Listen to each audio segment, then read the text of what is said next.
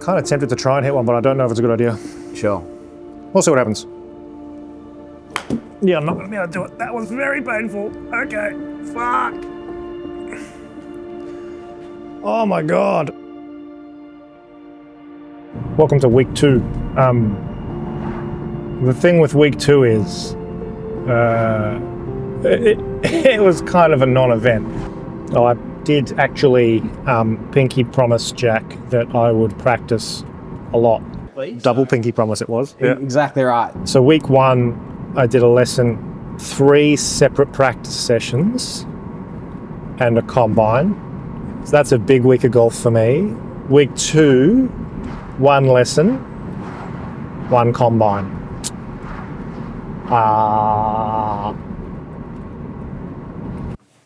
Yes, editing Sean here. I didn't realise when I was filming this how big the gap was between that combine and that lesson. That's like 2 weeks, not 1 week. But here's the thing. I'm going to put on some sad music and we're going to go back to Sean of the past to explain why. But I just wanted to say, sorry. My back's been quite bad. And my daughter, who was diagnosed with epilepsy at 7 weeks old,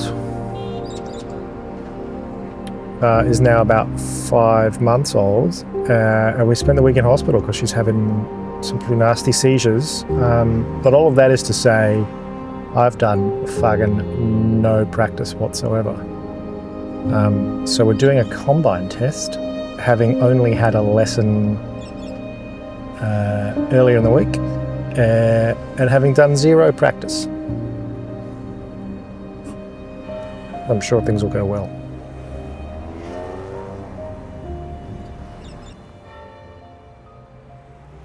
Oh, I did this. This is a thing. I've hit 500 of these fucking things this week.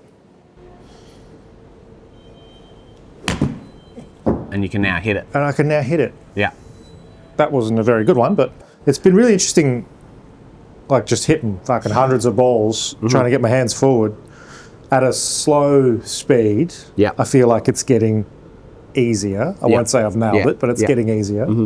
But when I go, okay, let's translate that to a full swing, it just falls apart. Yeah, sure. And the ball goes the same distance it did when I was just doing a gentle... Yeah. It's wild. Yeah. The difference is it's hard to, like, to capture that or to trust that that's the case. It's working. So I rewatched my first lesson with Jack where he worked on this exercise. One of the things he talked about was do it all slower so you can be precise about what you're trying to achieve. And what we're trying to achieve is a launch angle of 23 degrees for a pitching wedge. So 18's good in that I want it to be lower. I want to feel what that feels like. 23 on the money. All right, let's we've done that. We've done all right, that job's done. Let's try and get some dialed in shots and we'll do a combine. Yeah, I've actually got really what I want to capture for today. So, and we're really just talking about the way the body's going to move here. So, really like the setup position. So you're starting correctly, and ideally we want to keep the bum on that line. So you can see it already starts to drift off. And by the time you come into your strike, you've really moved in with the lower half and up with the other half. So you can see you're very upright at the ball contact. So the body's not in the correct position. Sometimes what that results in, you can see the shaft angle and the club head sitting flush to the turf there. But then by the time your bum moves in, chest moves up, you can see the angle's quite different. So it's a bit of a toe down lie angle position. So if That's we can, wild. So this is a comparison of what we want to do and currently where we're at. So you can see pretty similar setup angles, but the player has that ability to keep the bum back as he rotates. And you can see the chest and the head moves more down through the ball versus what we're seeing is bum starts to move off the line, head and chest move above the line. Yeah. Okay, so two very different impact positions with that shaft angle and just that ability to get the hands in the correct position because of, firstly, that bum moving off the line. You can really see the player here has that ability to maintain that. Oh, what a difference. Wow. So when we look at purely the TrackMan numbers, they're pretty good.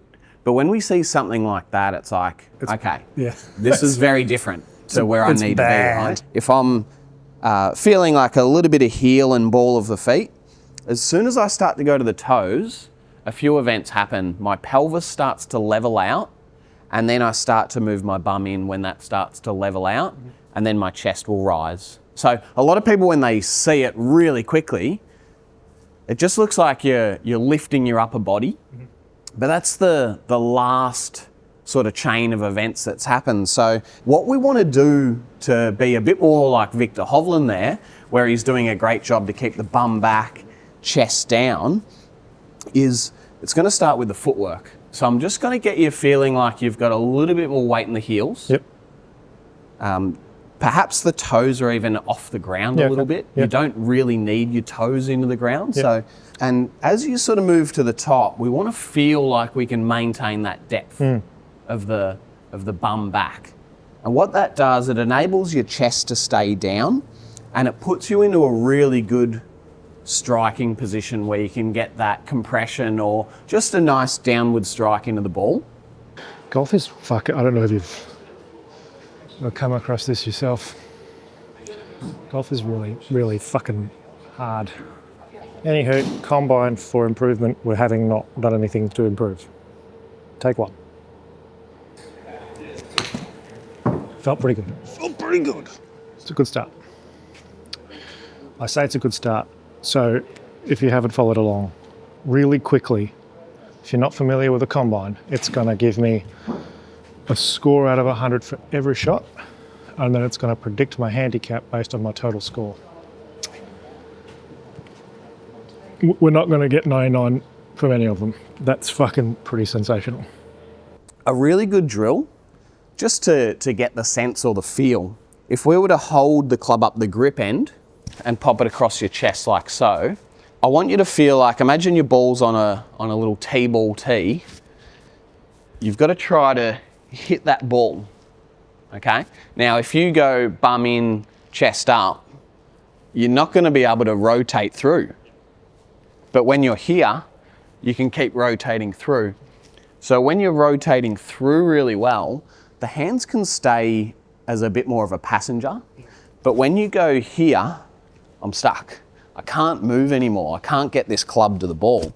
That's when the hands start to take over. And it seems pretty innocuous at times, but it really is the difference of pure ball striking, low single figure golfer versus 15 handicap sort of range. So just do that little drill for me. That's it. Perfect. Imagine your ball's perched on a tee just here, and you're going to deliver that club. Oh, it already feels like it's going to hurt. Into the ball. Yep, that's it. What does that feel like with it? Wow. Wow. Well, man, you have to make such an effort to think about sticking your ass out. Like. Yeah, for sure.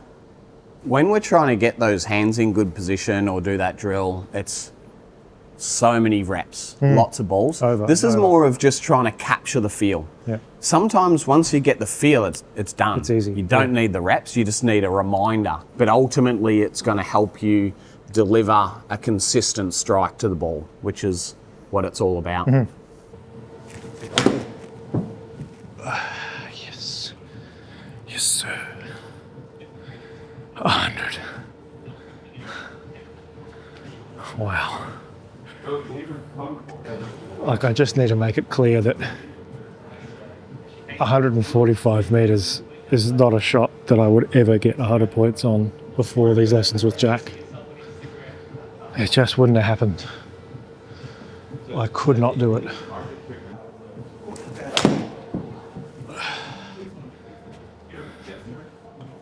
And then 88 on the next shot. Like, I just cannot express enough. I cannot express enough. But go get a lesson. And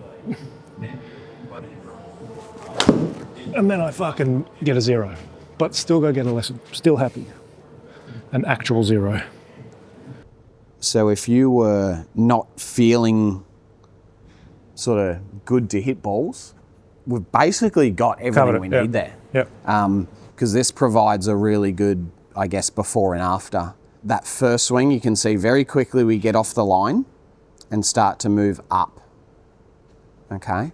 But just this little drill or little task, you can see bums staying back, chest and head's moving down through the ball. So that's a good impact position. That's not quite what we're after. So, fucking, despite not practicing at all for a week, which was actually 2 weeks, don't tell anyone, we've still improved. And improved interestingly. Average score's gone up, I can't do maths, 3 points. An estimated handicap, which was calculated according to your test results and based on thousands of test results from other players, thanks TrackMan, has gone down 2 strokes. Well, but the really interesting thing to me here is the consistency at the different distances. I mean, 75 sucks, but these ones are all way better except the drive one. And that's kind of really, I feel like speaks to just better ball contact, right? Is my fucking lay opinion, but which is probably worth about as much as something that's not worth very much. The other really interesting thing to me here is I'm actually recording this on the 15th of September, so this is like fucking weeks and weeks ago that I did this. And I've done a few combines since then. And this one, look, just quietly, the scores keep getting better. This one was probably the most consistent though. Like, it was really, the driving sucks. So anyway, next week,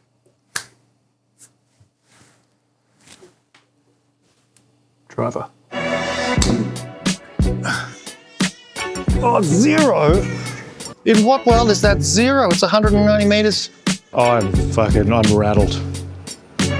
All right, 5 drives for you to say, hey, Sean, you're terrible. Wouldn't be for the first time I've said that, but we'll see how we go.